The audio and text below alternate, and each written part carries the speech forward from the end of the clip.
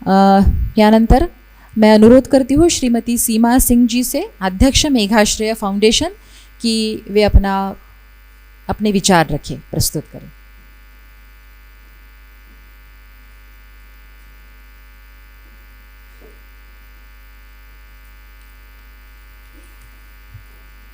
मंच पर उपस्थित महामहिम राज्यपाल श्री रमेश बैस जी, उद्योग मंत्री माननीय श्री उदय सामंत जी, महाराष्ट्र खादी और ग्रामोद्योग मंडल के सभापति माननीय श्री रविंद्र साठे जी, उद्योग मंत्रालय के प्रधान सचिव माननीय श्री हर्षदीप कामले जी और महाराष्ट्र खादी और ग्रामोद्योग मंडल के मुख्य कार्यकारी अधिकारी श्रीमती आर बिमला जी, और यहाँ उपस्थित सभी लोगों को मेरा विनम्र नमस्कार।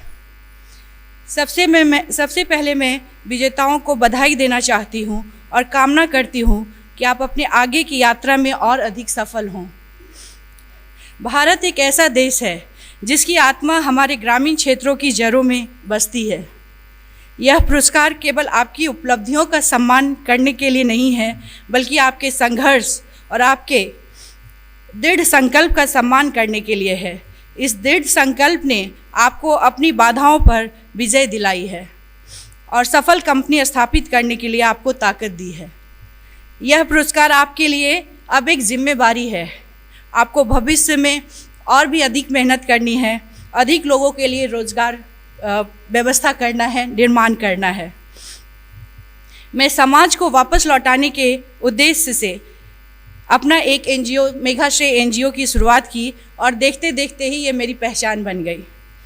लोगों को कभी कभी लगता है कि मैं अपने कंपनी के CSR फंड से मैं ये काम कर रही हूँ, बट मैं यहाँ बताना चाहती हूँ कि मैं ISR करती हूँ, इंडिविजुअल सोशल रिस्पॉन्सिबिलिटी।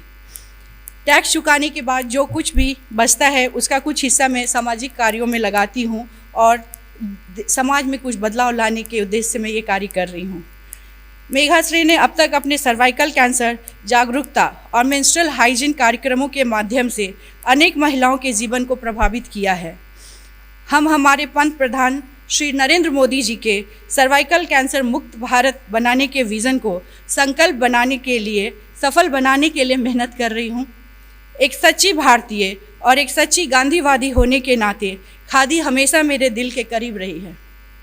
हम चाहे कितने भी आधुनिक क्यों ना हो जाए, पर हमें अपनी जड़ों को कभी नहीं भूलना चाहिए।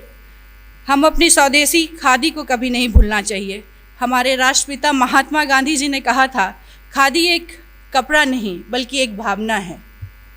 मैं खुद को भाग्यशाली मानती हूँ कि मुझे महाराष्ट्र राज्य खादी और ग्रामोद्योग मंडल के साथ विभिन्न पहलुओं पर काम करने का सम्मान मिला। यह मंडल वास्तव में खादी को बढ़ावा देने और ग्रामीण युवाओं को आत्मनिर्भर बनाने की दिशा में सराहनीय कार्य कर रहा है। इस मंडल से जुड़े सभी लोग एवं अधिकारी वास्तव में महाराष्ट्र के ग्रामीण हिस्सों के अर्थव्यवस्था को गति देने का काम कर रहे हैं। मैं यहाँ सभी विजेताओं को बताना चाहती हूँ कि चाहे आप कितने भी बड़े क्यों ना हो जाएं, अपनी जड़ों को कभी ना भूलें, क्योंकि आपकी सफलता तभी तक कायम रहेगी जब तक आपकी जड़ें मजबूत होती है। और हमेशा ट्राई करें सोसाइटी के लिए कुछ करने के लिए, क्योंकि आप नहीं जानते कि आप एक छोटी सी मदद से, आपकी एक छोटी सी मदद से बहुत बड़ी किसी और के लिए वो बहुत बड़ी मदद हो सकती है।